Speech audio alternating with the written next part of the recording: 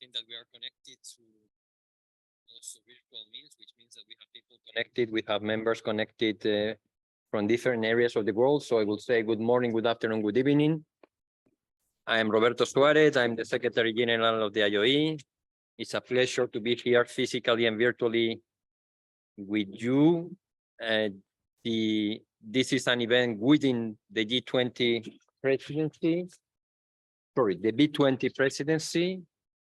I would like, first of all, to welcome our distinguished members, guests who flew especially to join this meeting. We see someone from CII in India, and of course, the B20 task force members, our invited speakers and colleagues. We are pleased to work in partnership with B20 India, Secretary Staff, with the Confederation of Indian Industry, and also with EFI, who is also a member of IOE. We are coming to you here from Geneva, and we are streaming live with another meeting room in parallel in New Delhi. Greetings to all of you. Please also note that we have simultaneous interpretation, and please use your language channel on Zoom at the bottom. In case you have doubts, just ask us and we'll let you know how to use it. Without further delay, we'll start. I would like to give the floor to Mr. Mukundan. I hope that I pronounce it correctly, who will speak on B20 priorities on the topic that we have in hand. Mr. Mukundan is the chairman of the Confederation of Indian Industry National Committee on Industrial Relations, immediate past president, EFA, and CEO of Tata Chemical. And many of us, I mean, most of us know what Tata is in India, but also beyond India. And also B20 Indian representative. He is a distinguished alumnus of IITT, Roorkee, Fellow of Indian Chemical Society, and an alumnus of Harvard Business Schools. During his 30-year career in Tata Group, he has held several responsibilities across the chemical, automotive, and hospitality sectors. Over to you, Mr. Mukundan, and thank you for joining us.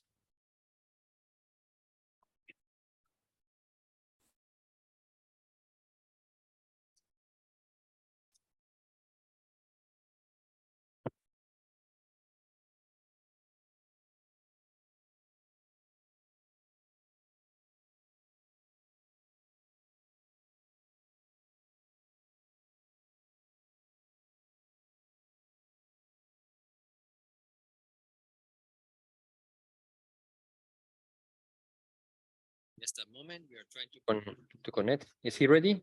1 minute.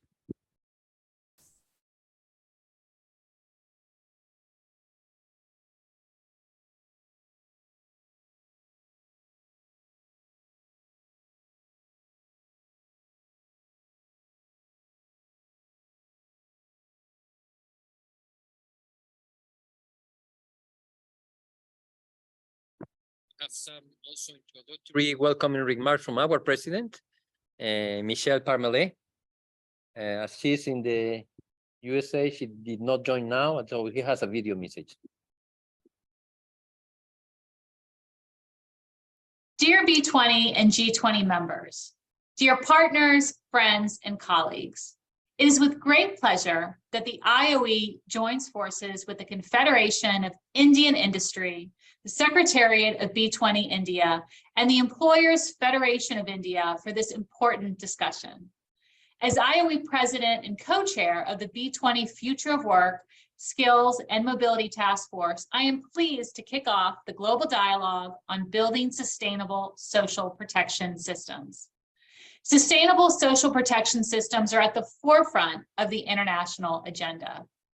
While this has been true for decades, its relevance has increased due to changes in demography, climate change, global economic shocks, the recent COVID-19 pandemic, and the emergence of new technologies and ways of working. Social protection expansion can only be achieved progressively and by securing its sustainability. Without acknowledging limitations and opportunities, countries risk negatively impacting labor markets, employment, formalization, and economic development. Understanding challenges for extending social protection and leveraging opportunities to ensure sustainability requires extensive dialogue between all political, economic, and social stakeholders. Employer organizations have to be engaged in developing and revising social protection policies and have to become important partners in this agenda. They represent the collective voice of business at the national levels. It is important that the international business community contributes to the design of objectives and strategies for the improvement of social protection systems. According to the IOE's Sustainable Social Protection Systems Policy Review, there are two main challenges to overcome in order to achieve this goal. First, the current expenditure is insufficient to guarantee social protection systems around the world, especially in low-income countries. The financing gap stands as a barrier that can only be overcome progressively and sustainably. Second, long-standing and emerging challenges such as demographic transformation, informality, and new employment realities require the adaptability of the social protection policies to contemporary needs and resources. Social protection is key for the productive transformation of the economy, especially the structural shifts to higher productivity activities. It works towards the inclusion of people in uncertain situations, including women, migrants, people with disabilities, youth, and the elderly. Social protection sustainability can only be achieved by promoting economic growth and job creation, and it requires a whole of society approach. Today, we will emphasize the importance of expanding coverage and improving social protection systems to foster inclusion, productivity, and economic development. The IOE, in close collaboration with the B20, is proud to participate in global debates and contribute to the design of objectives and strategies for improving social protection systems. Investing in people is an investment in productivity and thus a development pathway. Thank you. Thank you, virtually our president. And now we have connected Mr. Mukundan. Ready. We have already introduced you. I don't know whether you were, but thank you again for joining us. You have the floor, please. Thank you, Roberto, and my sincere apologies for the confusion. My calendar was showing 3 p.m. and it's 2:30. I saw in the note. So sincerely, my apologies for this delay. And let me also extend a warm welcome to Mia Seppo, ILO Assistant Director General for Jobs and Social Protection, Zahar Razavi, Director, Social Protection Department of International Labour Organization, Mr. Raul Reggio Frigg, Director, Social Security Development, International Social Security Association, Mr. Guido Ricci, ILO Governing Body Member, Guatemala, and the spokesperson for Employers Group 21, Mr. Rajiv Dubey, my senior colleague from India, ILO Governing Body Member and Chairman of Mahindra First Choice Wheels, and Ms. Dr. Payal Kanodia, member of B20 Task Force on Future of Work, Skills, Mobility. The distinguished guests, ladies and gentlemen, a very good day to all of you. As you know, India has assumed G20 presidency with the CII, which is hosting the B20 for the year 23. B20 is amongst the prominent official engagement groups in G20 with companies, business associations, multilateral organizations as participants. I am actually very delighted to share IOE, CII are working together in partnership on B20 agenda, facilitating the business and employers' participation in the G20 labor ministers' consultations with social partners. B20 aims to deliver concrete actionable policy recommendations to spur economic growth and development. Through its work on task forces and action councils, it aims to develop consensus-based policy recommendations to G20 and to international organizations and institutions. B20 officially conveys its final recommendations to G20 on the occasion of B20 Summit, which is to be scheduled on between 25th and 27th of August this year. Today's session on Global Dialogue on Building Sustainable Social Protection System will deliberate over the sustainability of social protection and welfare measures in the evolving world of work, which is increasingly centered around skilling, reskilling, and inclusive development. Only 46.9% of the global population is effectively covered by at least some social security benefit. The remaining, almost a large number of people are unprotected with large regional variations, and there is an urgent need to identify key bottlenecks in extension of social security to this labor force. Social security systems ensure people enjoy income security and have effective access to health and other social services. By raising household income, social security policies also play a significant role in boosting domestic demand, supporting structural growth of national economies. They promote decent work and foster inclusive and sustainable development. ILO does define social protection as a human right, which responds to universal need for protection against certain life risks and social needs. In order to address poverty, social inequality, access to healthcare, education, and decent work opportunities, these require increasing social security coverage, and it is a matter of urgent concern. Social security protection coverage has been part of global debates for a long time now. The real need is to plan and sustain a roadmap for equitable social security, and it's most needed today in today's rapidly changing work environment. The current challenges faced by countries regarding social protection is a lack of efficient financial framework to support these schemes. Sustainable financing for social protection helps to ensure financial resources are dedicated to this program and that they are sufficient to meet both current and future needs. And these allow the program to respond to changing economic and demographic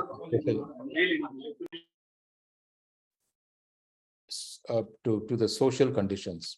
It also allows governments to provide necessary services and benefits to their citizens to fulfill the goals of just, equitable social economic system. Governments, of course, have recognized all over the world that providing social protection for large population is very much a primary objective. So to put forth today's discussion, we really are attempting to focus on this critical issue, that is to provide social security large population of workers through their life cycle. Framing of strategic policies, invention of new models to make social security financing more resilient, shock absorbing capability, sustainability is thus the need of the hour. Many developed countries have social security systems that rely on contributions made by employers and employees, along with other voluntary, non-voluntary schemes. There is a need to understand the stance of social security from different regions that is spread apart in terms of traditional contributory mechanisms, and also strategize and overcome the challenges for implementation of sustainable social security schemes, which these have caused. But also we need to address systemic issues and promote the transition from informal to formal one. The focus is on identifying measures that are necessary for development of policy options that provide different approaches towards sustainable financing of social security.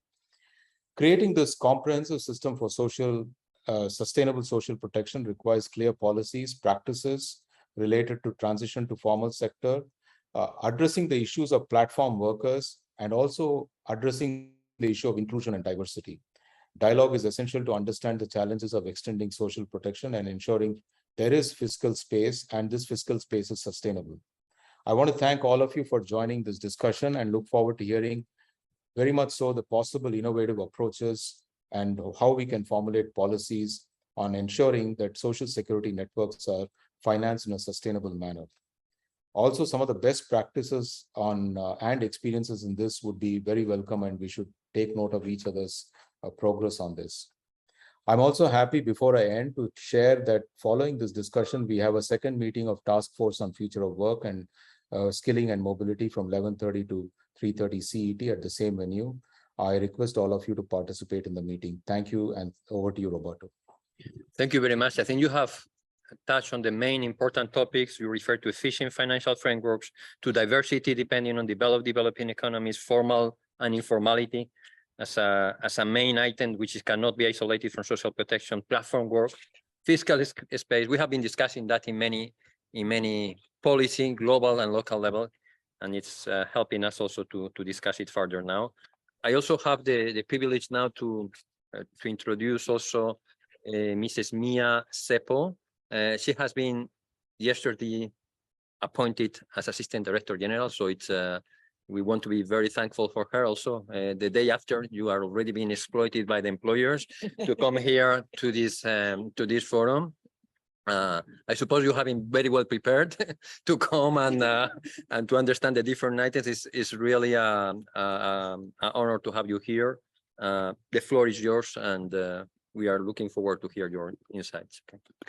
Thank you very much, Roberto. I was appointed in October, and I had the pleasure to be on the ground for about 6 weeks. So of course, I'm still very, very new. So yesterday was the declaration of loyalty, which of course is very important part of the process. So allow me to stand on previous protocol and just recognize everybody in the room. Thank you for joining.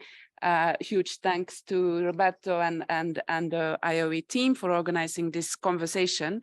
And very much a warm greeting to everybody joining us online from New Delhi. So with that, as you know, the cluster that I'm responsible for is covering jobs and social protection. But importantly, it also includes the important work of ILO on sustainable enterprise. And I noted some of the comments made by Renata yesterday on this particular issue and the importance you placed on those outcomes. So in that sense, I'm very thrilled to be with you this morning to hear the voice of the business community, your vision and your concerns as we pave the way forward to the future world of work that is conducive for realizing universal social protection. Access to universal social protection is a crucial means to prevent and reduce poverty, inequalities, social exclusion, and insecurity, as well as to maintain workers' income and living standards. It is also an effective crisis response, enabling access to healthcare and stabilizing aggregate demand by supporting income security and facilitating job transitions and business stability. Social protection represents an investment in inclusive and well-functioning economies and contributes to decent work, productive employment, sustainable enterprise, and inclusive growth, ensuring improved tax revenues and fostering social cohesion. As such, securing progress towards universal social protection is an essential component of the ILO's ongoing initiative to build a global coalition on social justice, one discussion which will take place in the governing body and continue at the Labour Conference in June. However, achieving this will only be possible if we bring together the social partners, government, and society at large. No society can claim to have a sustainable future in the absence of actions needed to build and maintain a universal and sustainable social protection system. The previous speaker spoke very eloquently to this point, as does the concept note for this event. Societies that leave behind some of its members without protection when they get sick, become unemployed, or are victims of an accident, or simply reach old age, which we will all do, lack a fundamental element that is at the heart of the social contract. Enterprises in many countries were able to appreciate the difference of having a strong social protection system makes when the world was struck by the COVID-19 pandemic. Those with a standing social protection system were able to weather the crisis much better by retaining their workforce thanks to wage retention and unemployment insurance schemes. Also, a lesson learned from the COVID pandemic was that social dialogue was a key booster for effective and efficient responses to the health and income crisis. Now, who better than the employers and the workers themselves know the realities and the challenges in the field of social protection? Governments therefore need to put in place the architecture and institutional setup that enables inclusive policymaking and participatory management in the area of social protection. Allow me to share a few examples. In South Africa, the National Economic Development and Labour Council, NEDLAC, has served as the forum for formulating tripartite responses to the crisis in the area of employment and labour. Among the social protection measures developed is a temporary employer-employee relief scheme.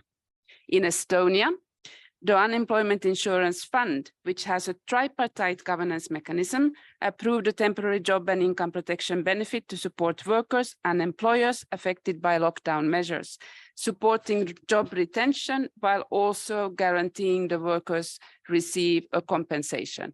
And in Argentina, representatives of workers and employers organizations signed an agreement recommending a regulatory framework for ensuring income and job protection for workers. These measures guaranteed continuity of the employment relationship during the lockdown period. So once social dialogue has secured its place to inform and guide the development and implementation of national policies and legal frameworks, an important step forward is taken towards reaching universal social protection systems that are not only sustainable, but also guarantee comprehensive protection at adequate levels throughout the life cycle.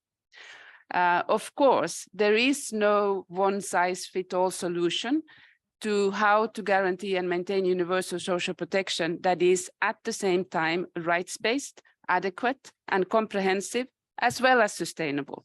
And we should not oppose sustainability and adequacy as if they are both core guiding principles recognized by ILO social security standards in the area of social protection system building. The added value of the ILO's approach to social protection lies in its reliance on this unique set of principles that are agreed by the world's governments, employers, and workers to guide the development and implementation of rights-based national social protection systems in times of crisis and beyond. However, again, going back to the point about there not being one size fits all, it is up to each society taking into account these standards and based on its national circumstances and identified priorities to determine what is the most appropriate mix of benefits and schemes and corresponding financing mechanisms to achieve them. The more inclusive the process for determining these priorities and implementing, the smoother the journey, including in terms of securing the fiscal space needed to achieve the national objectives. And we all know it, and you know it very well. The challenges are many. I'm afraid that list is growing, and as emphasized by the previous speaker, the list is growing because of the impact of climate change, digitalization, population aging, and the numerous transformations in the world of work, including the transition to formality, and of course, the platform economy. Having said that, where there is will, there is a way. And we need to make the best of everything we have at our disposal, including the ILO's core values, standards, and principles to raise to the challenge. So allow me to join the previous speaker, Mr. Mukandan, to welcome this conversation and listening to the viewpoints from the very excellent speakers and then everyone joining this conversation. Thank you all. Thank you very much. Yeah, it was very comprehensive.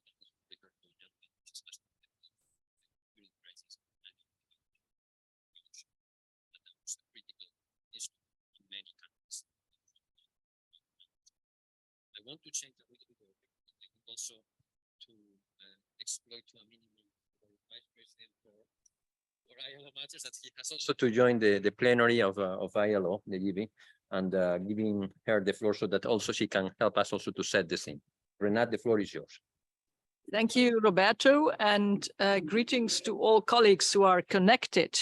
Actually, it is good to be here in Geneva in room 3 and unfortunately not in Delhi, but it's wonderful to have this hybrid meeting so that we can all interact simultaneously. This room in which we are sitting here is the employers' room for the governing body. And here we meet every spring and autumn to discuss all the important dossiers of the International Labour Organization. And we will be here for 2 weeks now and discuss very controversial but very, very important issues, including, of course, or related always to the issue of social protection, which leads me now to the topic which we discuss in this morning's conference organized by the B20 India, CII, and the Employers Federation of India. And I would like to thank our colleagues and also, in particular, also our governing body member from India, Rajiv Dubey, for making this possible and having the IOE and the Indian B20 presidency connected in this very, very high level and very excellent conference. Coming to the social protection systems, as Mia already mentioned, the key word here is sustainability. Clearly, we have in different countries, different economic and social models, different levels of development, different approaches when it comes to offering coverage to those who are faced with the contingencies throughout the life cycle, be it people after their active working life, going into retirement, or workers falling ill, or women on maternity, or parents looking after small children, people with disability, the unemployed, and so on and so on. So I think the main point is to find an equitable system which is at the same time sustainable. I think that these two pillars should not be played out against each other. If we define something as equitable which is not financially sustainable, the result will not be equitable anymore. And at the same time, of course, when we look at sustainability, we also have to look at what is equitable in terms of society. We should be attentive, and one of the important challenges we have in our current discussions is that there is a changing demographics which affect, of course, the sustainability of social protection systems. We have a digital transformation, technological changes, which are huge and which are, of course, also changing the world of work. And they have implications not only on the notions of employment, but also on the notion of skills. And that makes skills such a fundamental issue also for us here in the ILO. And let's also not ignore, or rather put the focus on the struggles which micro and small enterprises, which are the backbone of our economies in the B20 and also globally, are struggling sometimes to overcome informality. And this is something we need to look at very, very attentively, because obviously social protection is linked to formality, to being able to join the formal sector, both for employers and for workers. So all these issues need to be considered when we are designing and implementing the right mix of policies. Moving forward means leveraging from complementary schemes, both contributory and non-contributory, mandatory or voluntary. We have all these different models in our countries. And we should explore all different funding options without any prejudices. Employers consider the appropriate use of different funding approaches, which acknowledge, on the one hand, the varying capabilities of different groups to pay contributions, but also which take into account the societal obligations for the welfare of citizens. So all these aspects have to be acknowledged. And if we really want to help to promote the objective of social protection schemes, that's why we think the use of multi-pillar approaches, where a right balance of tax finance, non-contributory, and also contributory sourcing is sought, has shown relevance and efficiency in many countries in an alignment with the ILO normative framework. It therefore constitutes one among many possible ways to achieve a more equitable and sustainable financing. Tripartism, to finish, ladies and gentlemen, dear colleagues, tripartism is key and should be part of every decision process, policy making, and the construction of global strategies and responses to face existing and new challenges. Because if we forget any of the three pillars of tripartism, we will not be comprehensive, complete, and we will certainly not equitable to all the parties and stakeholders in society. The diversity of national contexts requires strong engagement of social partners. This is linked to the sustainability of enterprises. It's only with a genuine engagement of employers that we will find appropriate solutions for the workforce, but also for society at large. So with this, I hope I have given some food for discussion, and I thank you very much, Roberto, and dear colleagues, for your attention. Thank you very much, Renat. You are now released if you want. And you raised many points that where we have been discussing intensively in the ILO, the multi-pillar and the multi-pillar approach, and also the reference to tripartism and the role of employers. Sometimes I'm telling it very openly. Sometimes we are tending to have funding from different sources without realizing that at the end of the day, if there's no tripartite ownership, you will not get a sustainable social protection system, okay, which is also so critical. Anyway, we have now a presentation of a policy review that we did on precisely on this matter, and we launched it some few weeks ago. We have Luis Rodrigo, our senior advisor, to give some hints on this area. Now, of course, this is not just about us, it's also about you also raising questions. So please use the chat function. We'll make sure that your questions will be also answered. Luis, the floor is yours. Thank you very much, Roberto. Happy to be here presenting this report to all of you. I'll try to be brief. I've been requested by my boss not to bore you with all the numbers and data that are presented in this report. On the top of that, I think Renata made it quite clear on how relevant the topic of social protection is for the employers. But perhaps it's worth for us referring or mentioning what takes the IOE to the development of this report. Certainly, the employers group has played a very important role on the debates at global level on social protection, and of course we've put efforts on the promotion of the design of adequate strategies for the improvement of social protection systems that are sustainable.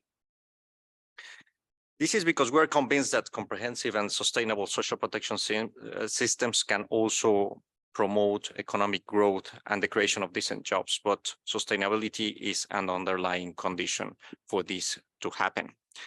A couple of years ago, we embarked also on the process of a recurrent discussion here at the ILO, where here our colleague Guido Ricci was our spokesperson, and where we reached important conclusions, and where our group made it clear that developing comprehensive social protection systems requires strategies and policies that put sustainability at the forefront.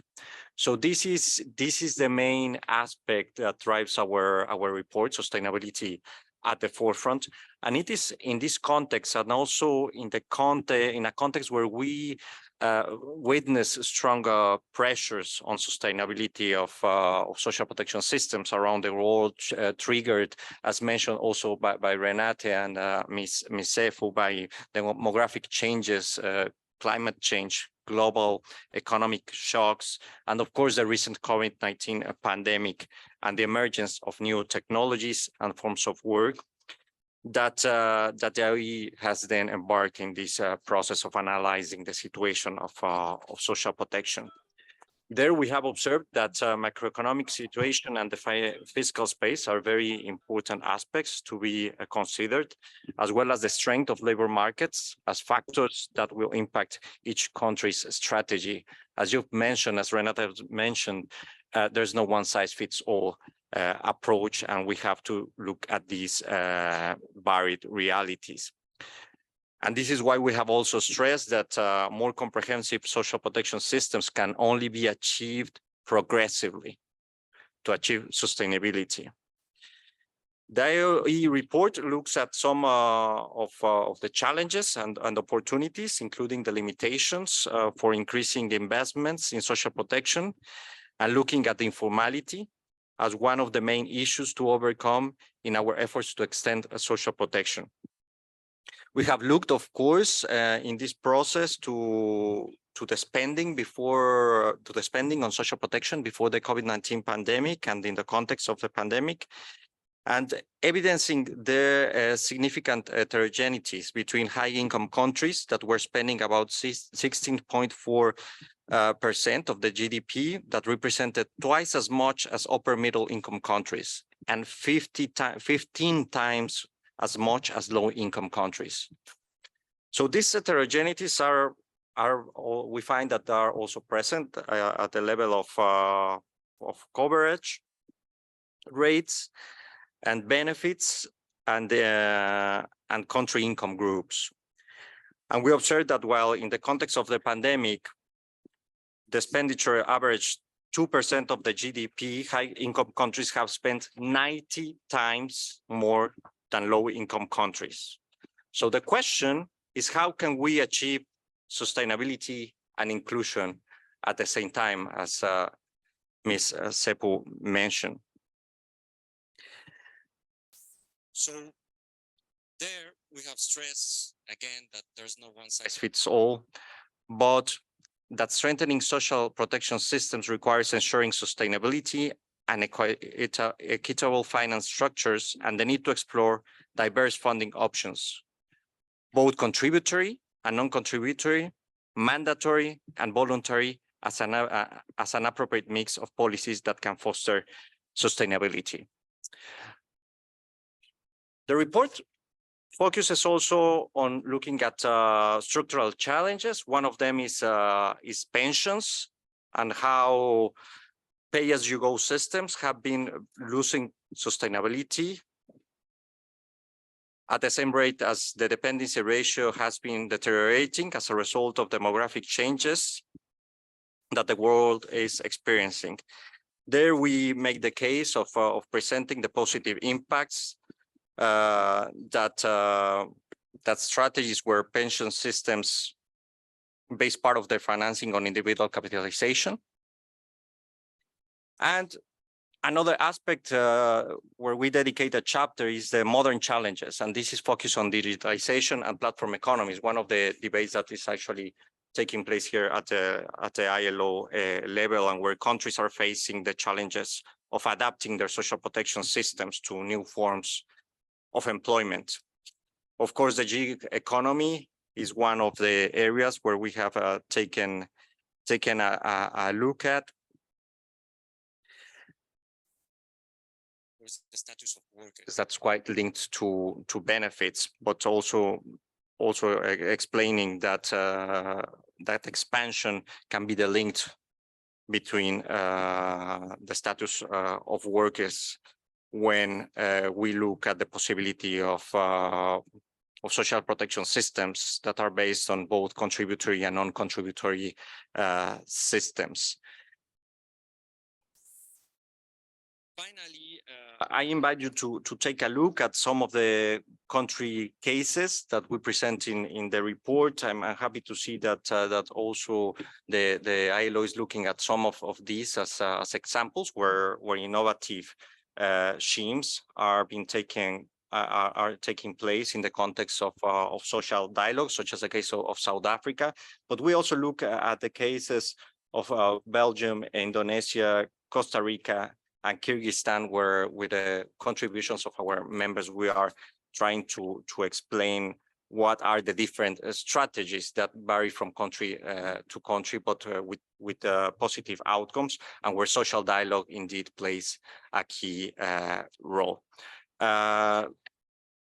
I don't take more time of this debate, but I invite you to take a look at our report that's available on our webpage, and of course happy to further engage with all of you in the future revision of this report, which is a dynamic report where we're going to keep on looking at some more experiences and good examples. Yeah.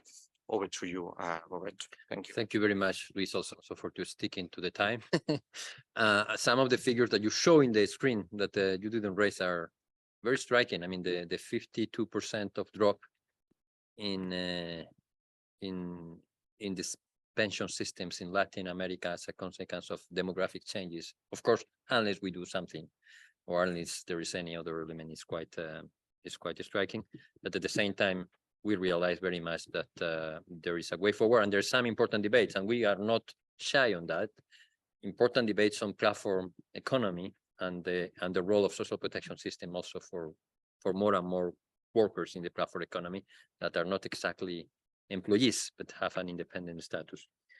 Is there any question from anyone? Silvano, I think you are the one in charge, but if there is any question, please feel free. But meanwhile, let's start with the panelists, and I have them in front of me, and I want to thank all of them. I will start with the order we have here. And first, Shara Razavi. We know each other already for a while. And the question for you is a tricky question. And I hope that you have been working on that intensively in the last days. Is what are the secret ingredients to a sustainable, effective social protection system? So give us the magic formula for. Good morning, good afternoon. Sorry, and you are the Social Protection Director of ILO, an important person also for us. Thank you very much, Roberto. Let me begin by thanking you, thanking IOE and also the B20 task force for extending this invitation to me for our department to be here as part of this conversation. It's a real pleasure to be here and to be connected also with all the colleagues who are online virtually. I will not name everyone in the interest of saving time. And I also want to really thank you and congratulate you, Luis, for producing this very rich background paper, which I think serves as a very useful backdrop to our conversation.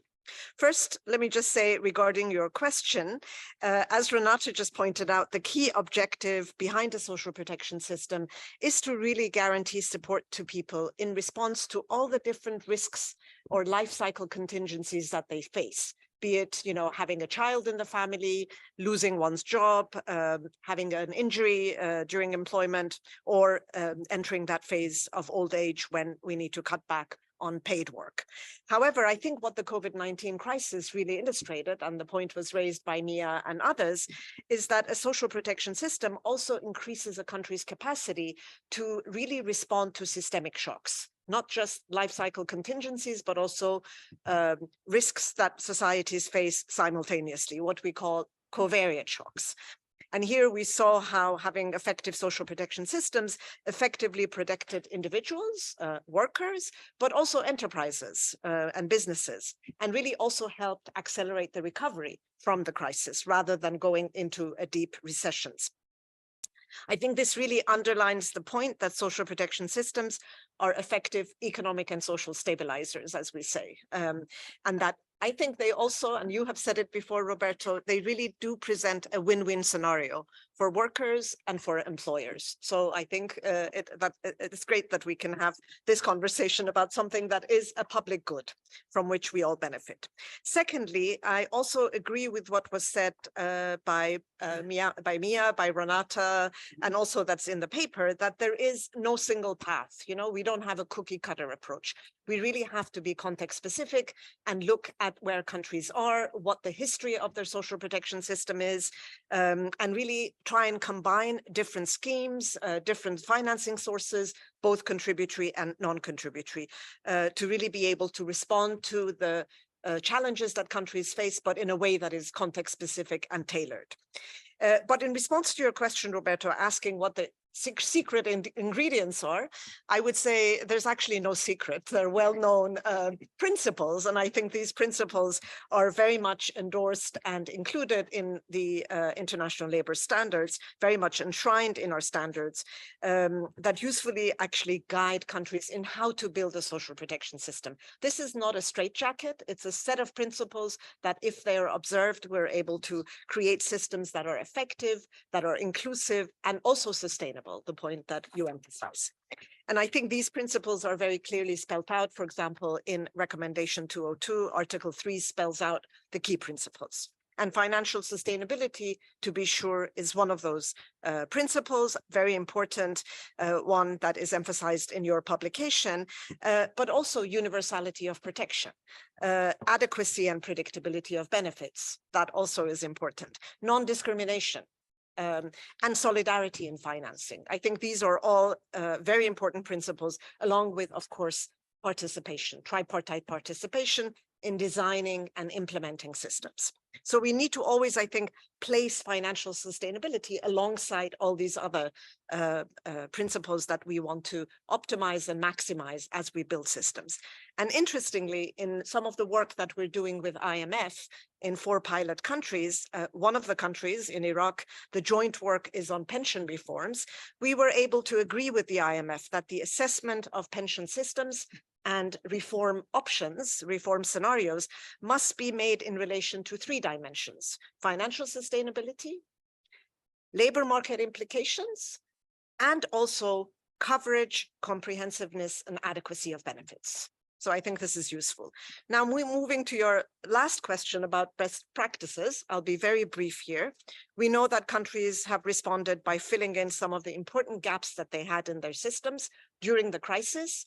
Sadly, very often these responses were short-lived, and now in the context of fiscal austerity, they're not being really built on.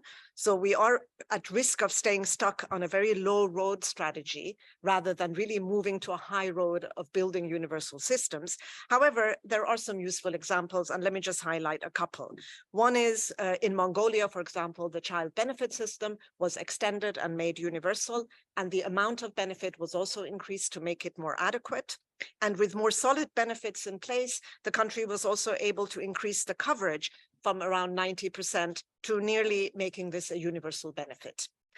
Another example, South Africa. They responded during the crisis by putting in place an emergency sort of social relief distress grant that addressed people of working age. In the grant system, the non-contributory system, there was no grant that was really addressed to working age population. And now, rather than abandoning that work, they're really building on it. And as we know that the government is really now at the point of making this to become an unemployment benefit for persons of working age within the non-contributory system. So it does fill a very important gap, and they've used the crisis to really better and improve their system. Finally, on pensions, I think the issue I want to really emphasize is the fact that this lack of solidarity mechanism, because one problem that we see with individual accounts is that the benefits belong to them, and there is no transfer between generations, between income groups, or between women and men. So pension benefits, therefore, effectively mirror the accumulated labor market inequalities and disadvantages across the life course, and they bring this to a fore at a point in your life when you have no way of making good that labor market trajectory.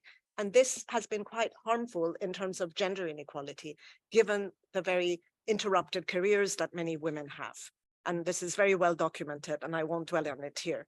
So the burden of not satisfying coverage and adequacy principles is effectively placed on specific groups of workers through weaker protection, or on the government, who then has to finance some kind of compensation mechanism or subsidies. And the financing for this often comes from value-added taxes that are also quite regressive.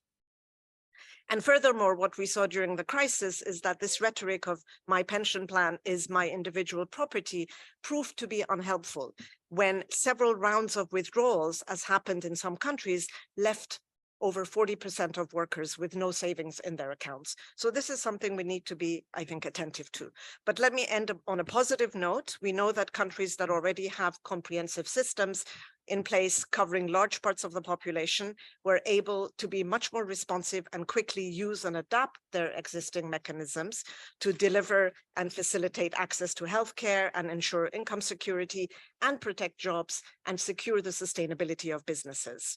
And this is a very important important point, that we need to really improve that coverage as we move forward. And one would hope that COVID-19 has solidified the consensus among social partners, I think it has done that, about the urgency of building social protection systems in a progressive way, as you say. It's not something you do overnight, and in line with international labor standards as a public good that benefits workers, businesses, and I believe societies at large. Thank you very much. Great, Shara. I think that you have been also very comprehensive. You have touched many elements. To some extent, you have perhaps, I don't know whether in the audience there is any question, but you have raised some points which we could discuss further regarding precisely the individual accounts, where we have perhaps a different nuance and perspective. And it will be good also to continue discussing that, because we think that's the second and the third pillar are really elements, ingredients of sustainability, which should not be diminished. I know that you agree with that, but when we refer to individual accounts and expectations, we have to be very in mind that there are many individuals that have been making their savings for a long time, and they have not just expectations, they have also some rights. No, so we have to be also careful of that. Okay, but let's discuss that further. And thank you very much also for your input. We have also an important person here who is Mr. Raul Ruya Frick. I don't know whether I pronounce it correctly, and he's the director of an important organization which is called Social Security Development. That's the department, is the International Social Security Association.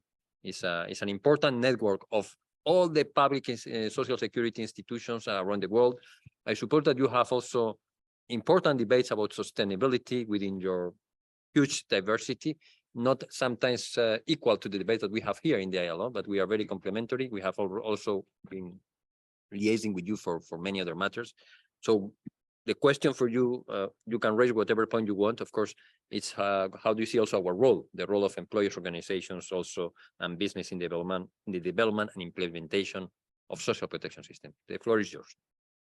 Thank you, Roberto. Thank you to the IOE for this invitation. I think that this seminar is very timely to discuss the new challenges, but also to put on the table the relationship between employers and the employees and the Social Security Administration. And as you pointed out, the International Social Security Association involves now 322 institutions, mainly Social Security administrations, in the 164 countries. These are the updated figures today, and we are very very proud of this in some way representativity, and because this gives us a very updated and daily view on how Social Security is and the working or the challenges on different countries and different type of Social Security systems. And to start, I would like to support the points of the previous speakers. It's easy to agree on all the points that were highlighted, because clearly, and the sustainability, which is one of the main challenges now, can only be thought with adequacy of benefits. And the only sustainability of the schemes without the adequacy of benefits, you pointed out, everyone pointed out very clearly, definitely doesn't work. And of course, this generates a number of questions and approaches which are related to the new forms of work and societal challenges, not only demographics, but also economic. And this is why we are here. This is why we are all here to discuss all that in the context of a social dialogue, a tripartite, and also addressing other aspects that are not only the regulatory and the political one. And this is what I wanted also to highlight in my points, because definitely, Roberto, for a long time, Social Security institutions and employers have been working together to put Social Security systems into practice and to make it real in the different countries through efficient and practical approaches. And this involves the participation, the role that employers have been playing for a long time, and increasingly, to develop efficient Social Security contribution collection systems, registration, but also the administration of the workers' status and the transition of workers, for example, for the short-term benefits. And employers play a key role on putting into practice Social Security systems in the countries.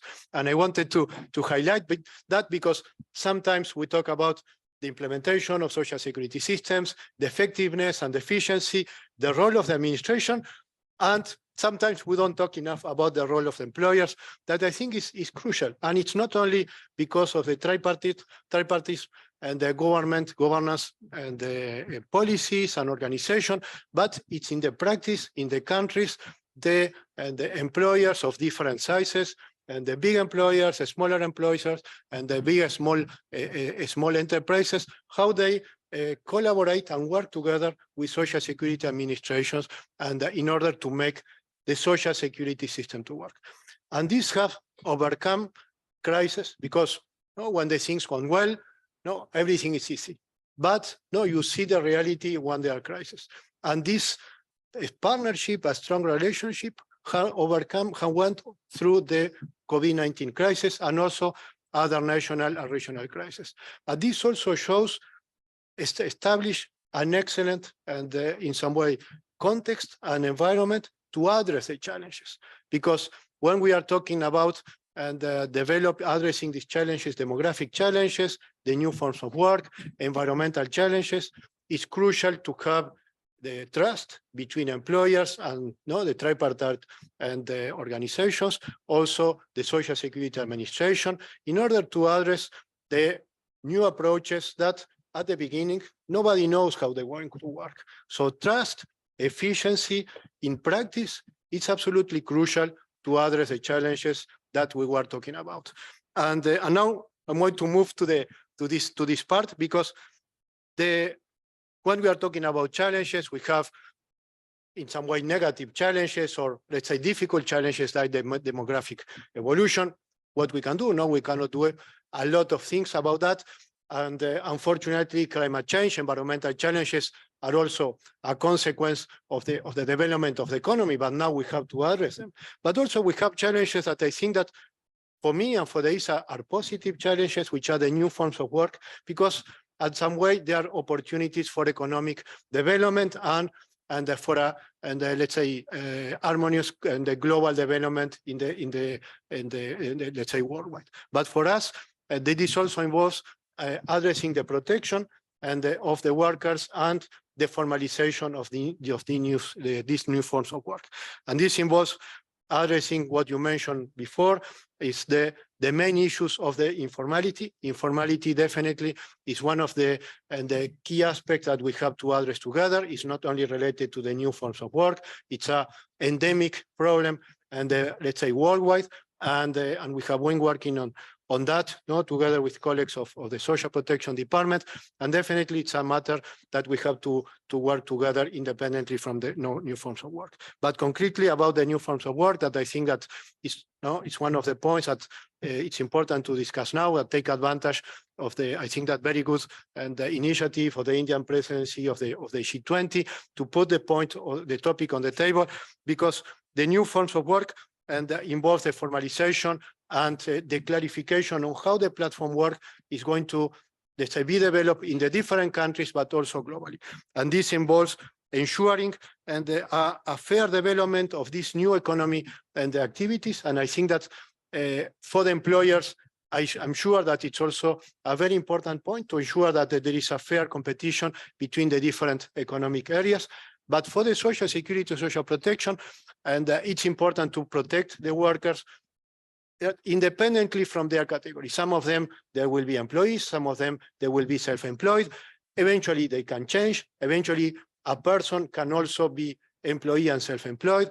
What is important is to protect the workers in a way that the social security system and it works well and also complies with the objectives. So in this sense, it's important to ensure an adequate classification of the workers, that it complies with the different rules and let's say at the country level and international level. It's also very important that the workers and the worker relations comply with the labor laws. That is absolutely crucial, because when appear and the type of work, there are gray zones, and when there are gray zones, there are possibilities of vulnerability and in some way not compliance with labor rules, and this is something crucial. But also, and I think that now I'm coming back to my first point, implementing efficient and effective mechanisms for registration, payment of contributions, and also for the workers to receive the benefits. And for that, the experience of institutions, social security administrations have developed with employers all the last 10, 20 years, it's absolutely crucial to develop, to use this experience to develop an effective mechanism for registration, contribution collection, benefit payment, and interaction, and with a new type of work using this basis of the mechanism, effective mechanism developed with employers. So, just to say that that's a matter that we have to address together, and from the ISA we are very happy and very enthusiastic to collaborate in this sense. And in the ISA we develop technical reports, material guidelines that support institutions and to develop this mechanism. of course, and the one corresponds in collaboration with employers. So thank you again, and back to you, Robert. Well, thank you, Raul. I think that you raised a point, which is trust. And building trust is important. And when you build trust, again, I enter into the provocative part, because I think that's how you make a debate lively. You need to be aware also of the expectations of employers. If all of a sudden you increase the contributions of social security system by 3 or by 2, then you will be deterred. And that's happening. I'm sorry to say, I mean, that's happening in some countries where all of a sudden you need to assure the sustainability and you have to increase workers and employers' contributions. And that's creating a kind of, mistrust in the system, which is not good. I think that there are many elements in which you can build trust, but for doing that, you need also to look at what are the expectations and the capacity, because also there is always a balance, on social contributions, but also employment creation. We have to be aware of that. Okay, I don't want to be the one with the different music here, but I want to provoke you also in a debate that we need to have further. Okay. Guido, you were our spokespersons in the social protection discussion. It was not easy. We have many elements where we have different approach with the workers, but also elements of convergence will make a good result, a good outcome. You come from a country, if I may say, where you have also issues related to social protection. Guatemala is not a big country, but also a country that is growing. So we would like to know your perspective, more perhaps as employers or spokesperson, in the debate that we had last year. We'll do it in Spanish. Muchas gracias, Roberto. Y gracias por la invitación para compartir con este panel de personalidades. A ver, no voy a hacer desde luego una relatoría de lo que pasó en 2021, no tenemos el tiempo para eso y me parece que además muchas de las ideas que allá surgieron ya fueron expresadas acá. Lo que sí quisiera hacer es poner en el contexto primero de qué se da esa discusión para quienes no están tan relacionados con el mundo de OIT, y es que esa discusión viene de la declaración de OIT sobre la justicia social, que fija los objetivos estratégicos de la institución, que desde luego incluyen a la protección social, pero incluyen otros 3: empleo, principios y derechos fundamentales y diálogo social. Y esto es importante, ¿por qué? Porque esto habla de complementariedad entre esos 4 principios y hay que tenerlo en cuenta en la discusión. Segundo, ¿por qué es importante? Es importante porque esa discusión nos permite poner en conocimiento del mundo y de la institución cuál es la situación a la que ya se han venido refiriendo mis colegas en cada uno de los países miembros y sobre todo evaluar cuáles son los resultados de la actividad de OIT en este tema. Con esas ideas en mente, quisiera trasladar muy brevemente también cuáles fueron, Roberto, y contestando a tu pregunta, los puntos principales que sometimos nosotros a la discusión en aquella oportunidad para luego terminar con cuáles de ellos fueron efectivamente recogidos. Y también no es ninguna novedad lo que voy a decir. Ya Renate hace un momento y ahora Raúl también lo decían. Los cambios en el mundo del trabajo son importantísimos para nosotros, que se reconozcan estos cambios. Ya se han hecho referencias a estas nuevas formas de trabajo, por ejemplo, y cómo deben ser y cómo influyen en el tema de la protección social, con la idea en mente de que debemos tener una mentalidad abierta para reconocer y no restringir estas nuevas formas. Luego, algo que también ya se ha dicho que para nosotros es fundamental y es la transición de la economía informal a la formalidad, que también lo mencionabas. En mi país, por ejemplo, aquello es un problema importantísimo con 60% de informalidad, y esa no es una realidad exclusiva de Guatemala, es de muchos países que afectan directamente en el tema de la protección social. Luego, la coordinación con otras políticas. Lo decía sobre la base de que es uno solo de los 4 objetivos estratégicos de OIT, pero que también debe atenderse en el plano nacional para no verlo aislado como una sola materia, sino en conjunto, sobre todo con la política de empleo. Luego, algo que también ya se ha mencionado suficientemente acá, y es la sostenibilidad. La sostenibilidad de modelo, desde luego, pero vista en el contexto de cada país. Y es que esto cambia radicalmente. Nosotros, por ejemplo, yo vengo de un país en donde todavía estamos gozando de un bono demográfico. En otros países eso ya no es una realidad, ya hay pirámides invertidas. Entonces, eso debe atenderse a cada una de las realidades. Otro tema importante es considerar dentro de las políticas paralelas la de capacitación. ¿En qué sentido? Nosotros insistimos en aquella oportunidad cuando discutíamos en OIT que la mejor manera de proteger a los individuos frente a la evolución del mercado laboral es garantizar su empleabilidad, y eso no siempre sucede. Y finalmente, establecer una relación, una vinculación directa en algo que tú también ya mencionaste y otros colegas lo han hecho, Roberto, las bondades del diálogo social en esta discusión. Y voy a terminar con eso mi intervención en un momentito.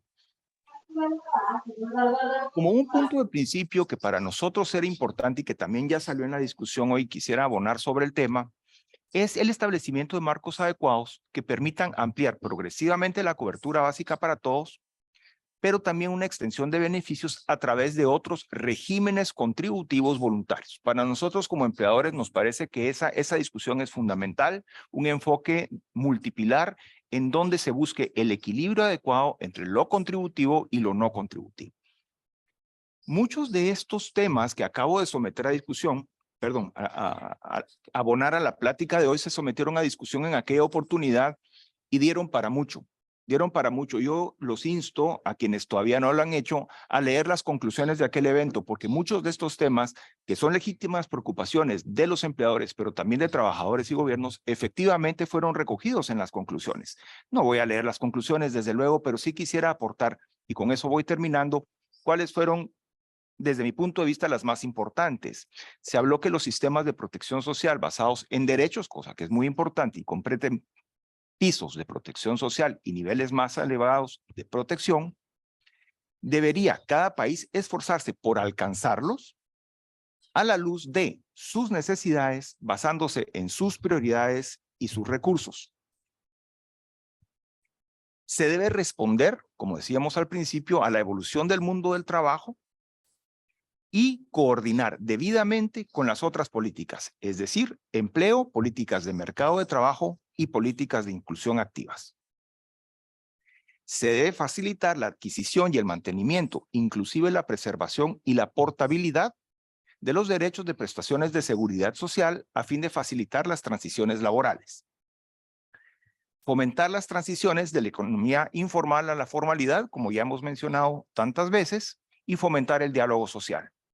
Y quizás como uno de los puntos que yo destaco como muy valiosos de aquella discusión es la complementariedad de los pisos de protección social, asegurando niveles mayores y adecuados de prestaciones contributivas de seguridad social basados en financiación solidaria y reparto justo de las cotizaciones entre empleadores y trabajadores, pero dando cabida a pilares complementarios, que para nosotros es fundamental, y adicionales, con inclusión de regímenes contributivos voluntarios en consonancia con normas de OIT. Y termino con esto. Ya se ha hablado aquí de la importancia que tiene que los actores sociales participen en estas discusiones. También eso salió en la discusión de 2021 con una doble visión. ¿Qué quiero decir con esto? Aquí hay dos formas de enfocarlo. Uno, a través del diálogo tripartito en los niveles de decisión para el diseño de políticas, con esta visión de complementariedad entre los cuatro objetivos, pero sobre todo en algo que ya ha mencionado Raúl, en el manejo de las instituciones que se dedican a la protección social en cada uno de los países. Nuestra experiencia, y hablo desde la óptica de Guatemala, es que es muy positivo cómo empleadores y trabajadores, al momento de manejar el seguro social, tienen una sola visión, y es la de la sostenibilidad del sistema. Y eso aporta muchísimo porque no es un órgano tripartito. Ahí también hay otras entidades que no necesariamente comparten esa visión, y la solidez que le da al sistema que empleadores y trabajadores hablen con una sola voz. De hecho, lo deseable, en mi opinión, sin desdeñar las otras visiones que pudieran ser complementarias y tener una visión de asesoría, debiera ser que estos órganos fundamentalmente fueran órganos de decisión tripartita. Espero que con estas rápidas ideas haber respondido a tu pregunta, Roberto, y quedo a las órdenes por si hubieran preguntas. Gracias. No, rápidas y muy interesantes, Guido. I take the last point that you said. Well, it's interesting. I mean, it's a learning exercise also for us. Being present in social security, social protection institutions, employees and workers, create a dynamic of convergence.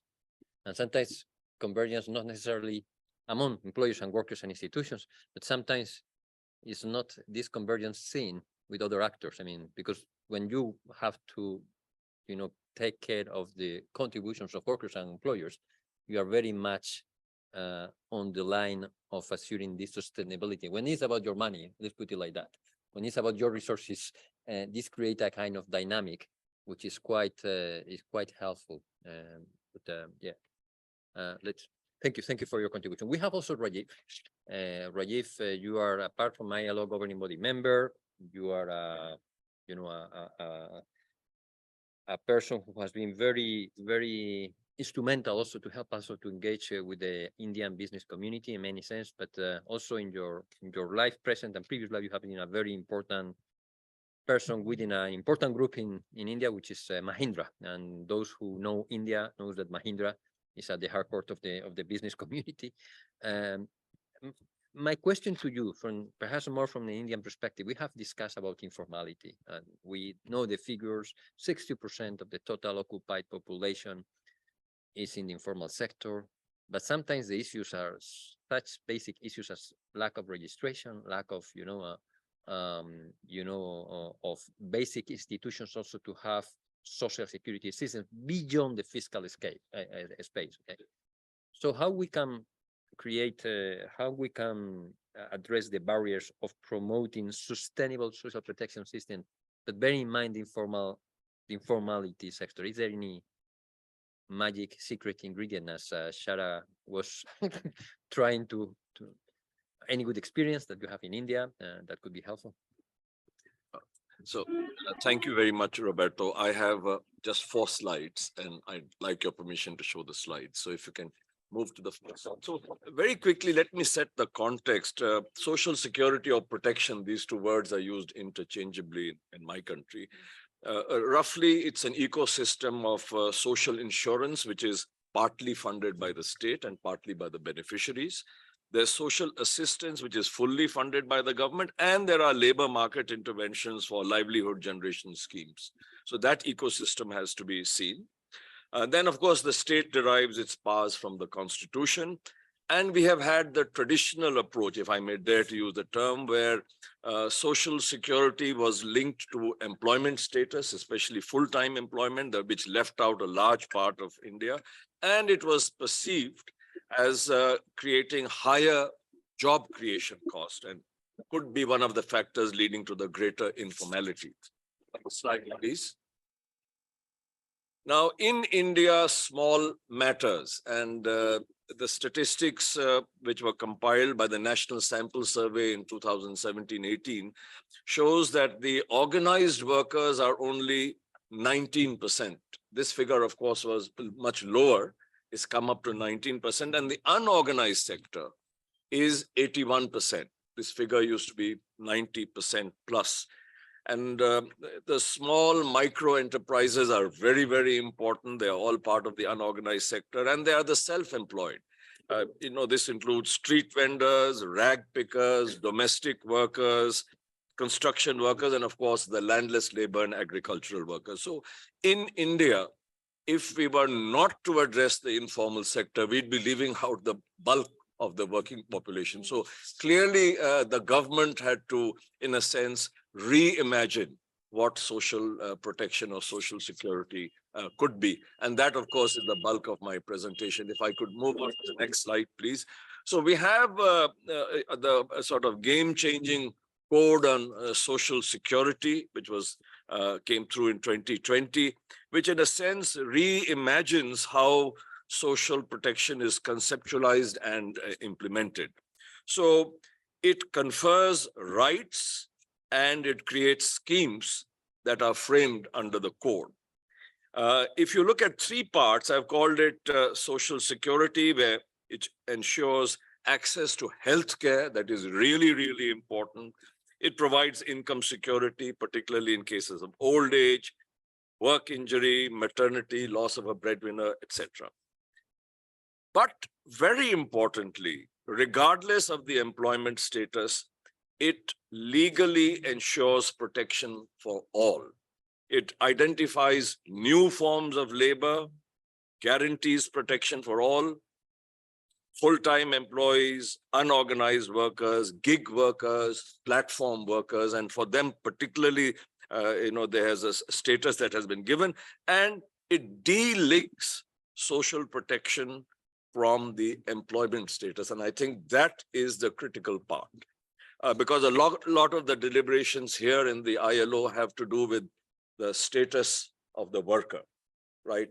And in India, because the worker as defined with all the rights is such a small part, we clearly had to redefine and reimagine social protection, which is what the Code on Social Security attempts to do. I know I'm using strong words, but it perhaps catapults social security regime to the 21st century. There are centralized and state level welfare boards and corpus schemes. There are contributions from the union and the state governments, and of course from the workers and beneficiaries, and including the aggregators, the people who are running platforms. And hopefully it is sort of charting a path where we will have progressive universalism and portability. And there's a huge unlocking of livelihood opportunities without large increases in the cost of job creation. That is very, very important, because I think in India, large parts of the unorganized sector are unorganized because people think there are too many disadvantages of getting into the organized sector. So social security is one aspect. There are many, many other aspects, but since this presentation is on social security, I'm focusing on that. If I could move to the next slide so that I can actually give you some specifics, and there's a huge, huge list. I won't go into that, but the categories here, and it's under the heading Together for Everyone's Growth with Everyone's Trust and Everyone's Efforts. That's the tagline, if you like, of the government of India. So there is social insurance for organized and unorganized workers by the union government. There is social insurance for unorganized sectors by the states and the union territories. And some of these schemes are pretty old. They've been there for years and years. Perhaps the coverage has not been good enough. The knowledge to the beneficiaries has not been good enough. And of course, there's always been the issue of sustainability. But in India, many of these funds have huge amounts that are lying untapped. So I think there is already a base which needs to be tapped, and the potential has to be unleashed. And of course, there are new schemes that are being formulated. There is social insurance for gig and platform workers by the union government, which is centralized. And this actually is important because it can give portability. People move from one employment to another employer, but they carry their benefits with them. And of course, technology is playing a huge, huge part. And India has very good portals and is really harnessing the power of IT to give benefits and direct benefits to the vast unemployed labor force. So there is social assistance for all workers by the union government, states and union territories, and there are lots of labor market interventions for skill creation. Let me just quickly try and get you some of the actual things here. So there is a National Rural Employment Guarantee, there is the Skill India Mission, there's the National Apprenticeship Training Scheme, craftsman training schemes, there are portals that are linking skilled employees to employers, mapping them. There is the India International Skills Center, etc., etc.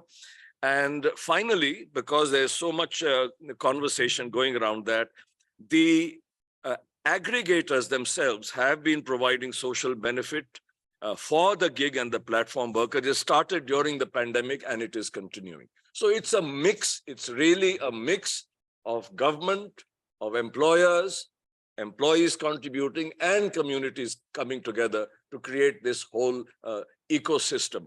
Of course, overall, it's trying to factor in the needs and aspirations of a diverse and largely young workforce. And therefore, we have no choice but to adopt innovative social protection policies and sources of funding. Going forward, and that's my sort of final statement, I hope I've not overshot my time, there is always the issue of how well are we going to implement it? Is there between the act and the intention, will there be a dark shadow? And that's what really, and my own belief is that there has to be both a push and a pull. Unless the beneficiaries stand up, unless they are aware, no matter how many schemes are put into place, they won't really work. So it finally really requires a coming together, very much a tripartite kind of a situation. And in India, I hope and pray that this works out well. Thank you very much. Excellent, Rajiv. And I know that India also, we know that India is also taking great initiatives also in the digital, also for informal sector. I think that will also liaise also with this new push. And we will be very attentive following the developments in India, a big country which is going to overcome also China in terms of population very soon. So whatever success you manage to achieve, it will be a success also, I think, globally speaking. So with that, that's also very interesting. And last but not least, and thank you for being patient. Thank you, Mrs. Payal Kanodia, for coming from India. You are member of the B20 Task Force of Employment. Apart from, a member of the M3M Foundation.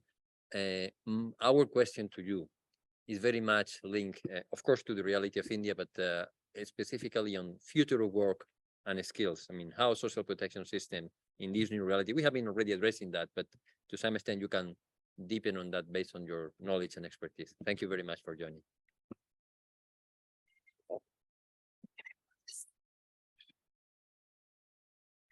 So thank you, Mr. Roberto. It's my pleasure to be here today. And I would like to thank IOE, B20 and CII for organizing this discussion. This year's theme for G20 in India is Vasudev Kutumbakam, which means the world is one family.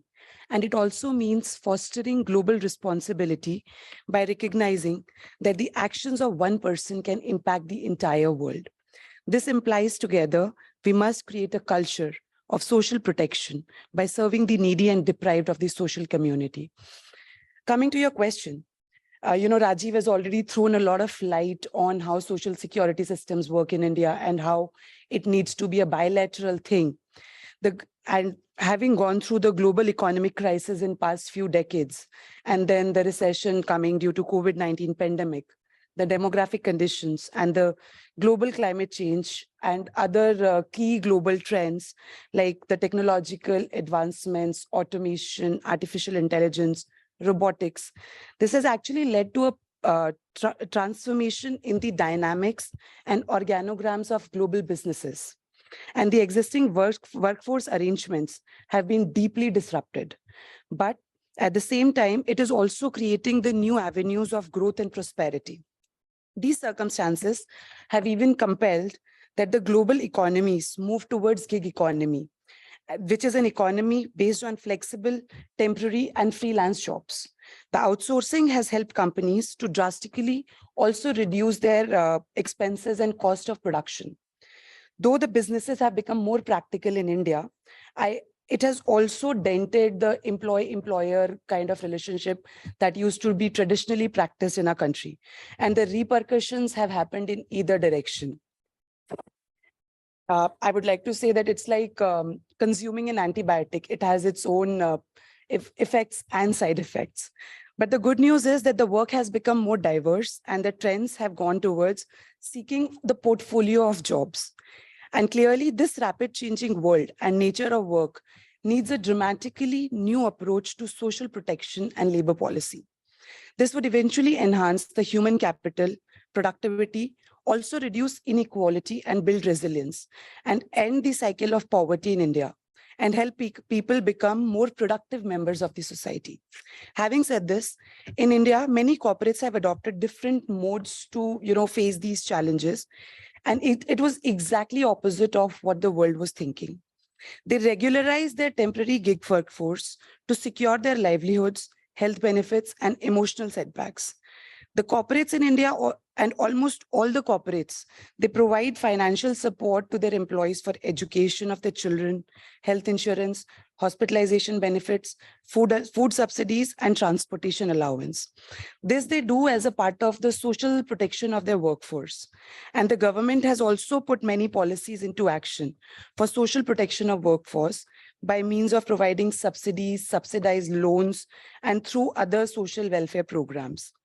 In addition to this, there could be a consideration of providing social security to enhance labor market flexibility, helping develop human capital to keep up with the advantage of technological and demographic developments, also providing safety net and promoting mobility.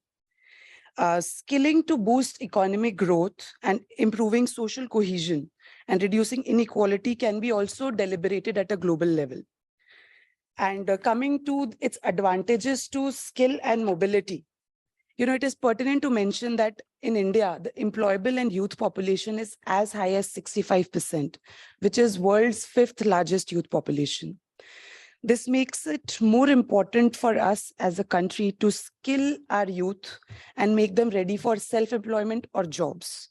Keeping this in view, government for many years has been working on Skill Development Council, and now finally it's formed, which organizes and operates several skill development programs in urban and deep rural areas for the qualified youth as well as the dropout youths. Skill India is a large concept which is being implemented by the Indian government throughout the country. These programs are also supported by state governments, corporates at large, and NGOs for their sustainable and successful implementation. And these social protection systems has helped individuals and families, especially the poor and the vulnerable, to cope up with the crisis and shocks, find jobs, improve productivity, and invest in health and education of their children. And it has also been protecting our aging population. We also on daily basis work as a part of our business and CSR on unskilled migrant workforce, where more than 80% is a daily wage laborer. And we have been providing them with healthcare, housing, sanitation, education, skilling of youth and women, employment opportunities, food and water security, reskilling and upskilling of our workers, which directly impacts the productivity of our workforce. And results have been amazing of this entire effort. In 2020, there were around 475 million workers in India, the second largest after China, which are mostly engaged in agriculture. The percentage in industry and service sector has increased consistently over past 2.5 years. And interestingly, there has been an increase in the self-employment rate and the startups. India has actually become the 3rd largest startup economy of the world. I would like to conclude by, a very philosophical saying, which has been followed by Bhagavad Gita also, that the importance of social protection, training, and development of future of the world has been mentioned in Bhagavad Gita by mentioning the ethos of the pravriti and nivriti, which means establishing the welfare of society is established by improving the economy and political systems, whereas inner wisdom and direction for carrying out all the worldly activities gives the clarity of mind to get the true picture of reality. Well, thank you very much for this philosophical, but also important and practical approach, and also for the insight that you have provided us in terms of the Shara is leaving, but perhaps we have also Mia with us for questions and answers. We are now running out of time, but I may raise 2 or 3 questions for all of you. Okay, I mean, feel free to answer them, but it would be nice if some of you answer them. And again, I want to enter, it's not provocative, it's discussions that we need to have, okay? The first question is multi-pillar. I mean, the role of the second and third pillar compared with the first pillar. I mean, the complementary work-related pillar that in many countries, companies and employers provide, but also the third pillar, which is individual pillars, both of them more linked to capitalization system, let's put it like that. How does it play in this context? I mean, I would like perhaps, I don't know, Mia, if you want to answer that, or you prefer not to do it now. But perhaps our friend Raul from the International Social Security Organization, how do you see that playing? I mean, that's an important question, because sometimes we have unnecessary controversies about the balance between the second and third pillar. Yeah. And sometimes we see also, to be very frank, situations in which a government all of a sudden decide that the third and the second pillar will come as a kind of way to provide solidarity, which is okay, but you have also killed all the expectations of individuals that legitimately have also put their savings in account. So I think that's an important discussion that we already had 2 years ago in 2021, but I think we need also to continue having. The second question for many of you is what we call the employment trap. I mean, we all believe that employment, the social security systems, social protection system can be a safety network that are very important also for crisis period, that have proved also to be instrumental for social stability. But there is another element that we should not be forgotten, is that to some extent, the beneficiaries of social protection system, especially when we have unemployment benefits, need to have incentives also to actively engage in a search for new jobs or new, which is not always the case, okay? So, and that's also an important debate that is not very often here in this house, okay? So we would like perhaps these two questions, and feel free to, and perhaps for Rajiv and Payal, a third question has to do with the digital reality and informality, because it's true that can leave also, you know, some leverage to new unorganized workers, but at the same time, we have strong issues of connectivity and of meaningful connectivity and lack of, you know, devices, which create problems in terms of, you know, using these tools also for bringing social security schemes or social protection schemes to this unorganized population. If you can raise any point here. So, and I want to thank also especially Mia for being here all the time. I think this is very relevant. So feel free. Thank you, Roberto. So I'm going to address this question about no. Thank you for this and the hot question about the multi-pillar. It's really it's a topic with a lot of controversies, especially because not only because of the multi-pillar, no, because of the different schemes defined based on defined contributions and defined benefit systems, and that's also one of the points. And I think that we have to see the experience all these years, because there have been very bad experiences of defined contribution systems. There have been very bad, and experiences in which let's say the beneficiaries, the population, at the end didn't have the benefits that they should have had, and it was the government, no, who had to jump and to, let's say, develop social protection system to protect these persons, and that's a problem. And I think that I don't think it's in the objective of anybody to have these kind of issues. And definitely, and when developing the different type of models, defined contribution and defined benefit systems, multi-pillar systems, the objective is that the social security system works. But it depends very much on the countries. And I think that my third point is that it's important to analyze the situation of the country, and different countries, depending on the labor force, on the financial systems, on the economy, on the sustainability approaches, should be able to define their own approaches. And there are countries in which multi-pillar system with a, let's say, and a strong pay-as-you-go system, not to say it clearly, complemented by a solid and defined contribution system, and works well, and because enables to manage the diversity of salaries, especially, you know, in developing countries. And so we have to see the experiences and to let the countries to choose what they have to see.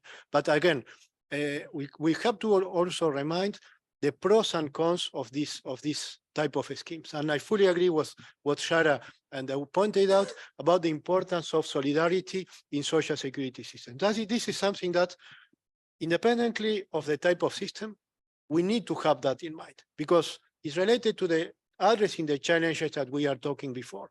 And it depends on, it's related to the social dialogue. And then the different countries, all the social partners, they have to agree on a certain approach involving different type of systems. So let's say our approach to that is that this is not the different type of schemes have pros and cons, and define contribution, define benefits, pay-as-you-go individual accounts, because there are some experiences of individual accounts and defined contributions managed by public organizations. No, I don't think that there are many countries, but there are some countries in which the state organizations are the main administrators of defined contribution systems. Because many times we talk about privatization of social security in other countries, they are public institutions. So it's something that I think that we have to analyze more quietly to see pros and cons, and also to put in the perspective of the new challenges that we were talking about. And back to you, Robert. And I know the interpreters need to leave. So Guido, you want to answer anything, or you're okay? Gracias, Roberto. No, solamente agradecer y quizás sin entrar en un debate, ya no tenemos el tiempo para eso, consultar a Raúl, porque no sé si comprendí bien si su comentario excluía la complementariedad. No. Ok, de acuerdo. Entonces, simplemente apoyar esa complementariedad entre los sistemas. Para nada, todo lo contrario. Gracias.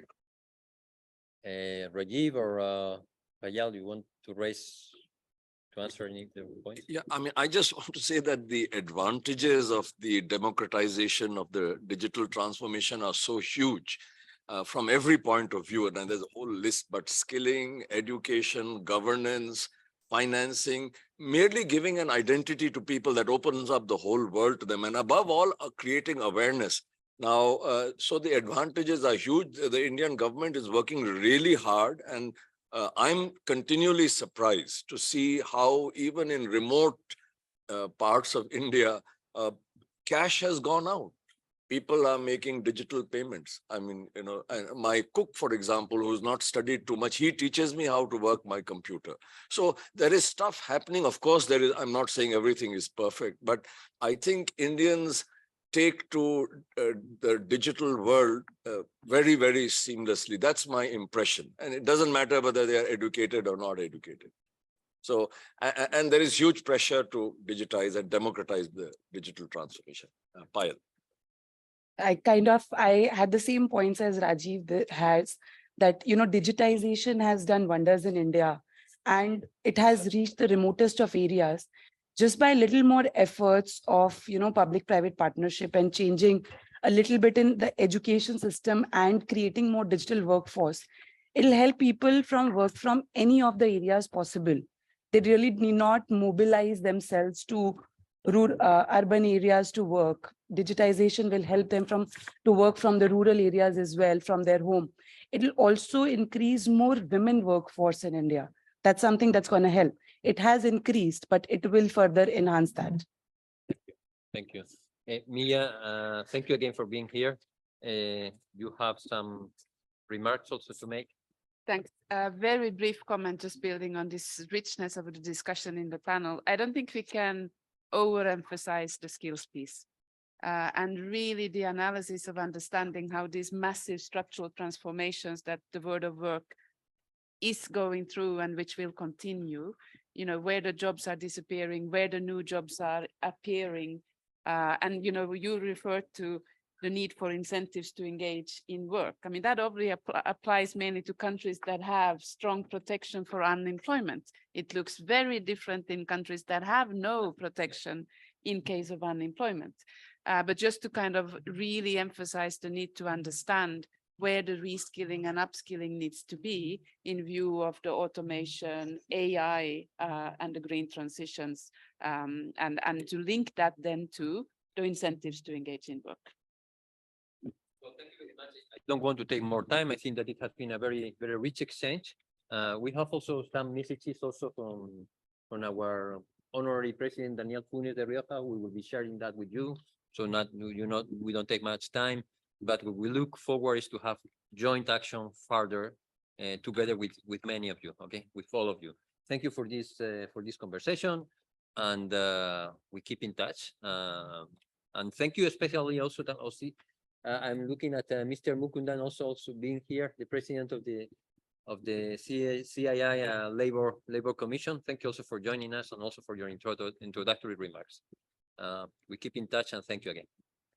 Thank you. Ida, you have been also very instrumental to organize this panel. You have been a and all of you, and also Mrs. Harsh, also you have been also very helpful, very well organized.